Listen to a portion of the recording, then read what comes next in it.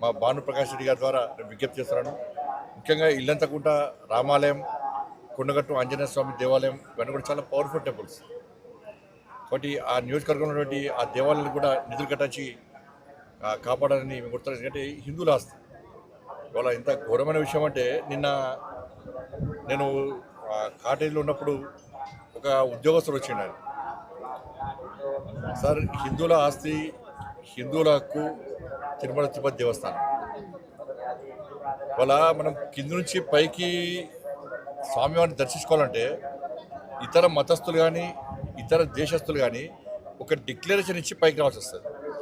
స్వామివారి విశ్వాసం నమ్మకం ఉంది అని చెప్పి ఒక డిక్లరేషన్ ఇచ్చి రావాల్సి వస్తుంది. ఇది గతం నుంచి జరుగుతున్న ఆనవాయితీ. కానీ దురదృష్టవశాత్తు ఏంటంటే ఈ దేవస్థానంలో దాదాపు 1000 మందికి పైగా ఇతర మతస్థులు. స్వామివారి మీద విశ్వాసం నమ్మకం లేదు.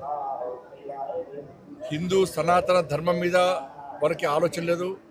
ఆ సనాతన ధర్మాన్ని కాపాడాలి, సనాతనానికి అనుగుణంగా వ్యవహరించాలని చెప్పి ఆలోచన వరకు లేదు. అటువంటి ఉద్యోగస్తులకు, అటువంటి వ్యక్తులకు టీటీడీలో ఉద్యోగాలు ఇవ్వడమైంది, వాళ్ళు ఇంకా కొనసాగించడమైంది.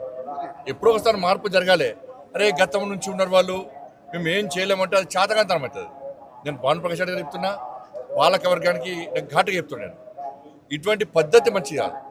మీరు ఎంత అభివృద్ధి చేసినా, బయట భక్తులకు అన్ని సౌకర్యాలు కల్పించినా కూడా ఇతర మతస్థులు ఈ దేవాలయంలో ఉండడం వలన వాళ్ళ ఆచార వ్యవహారాల విషయంలో చాలా ఇబ్బందులు వస్తున్నాయి. అది బయటికి రాకపోవచ్చు. ఏదో సత్రం కాదు ఇది, అన్ని మతాలకు ఇవ్వడానికి ఇది సత్రం కాదు. చాలామంది అర్చకులు కానీ ఈ సనాతన ధర్మం మీద ఆధారపడిన ఉద్యోగాలకి చాలామంది ఇబ్బంది పడుతున్నారు. కాబట్టి జీతభత్యాలు ఇచ్చుకుంటూ స్వామివారి మీద విశ్వాసం నమ్మకం లేని వ్యక్తులను ఏ విధంగా మీరు ప్రోత్సహిస్తారు?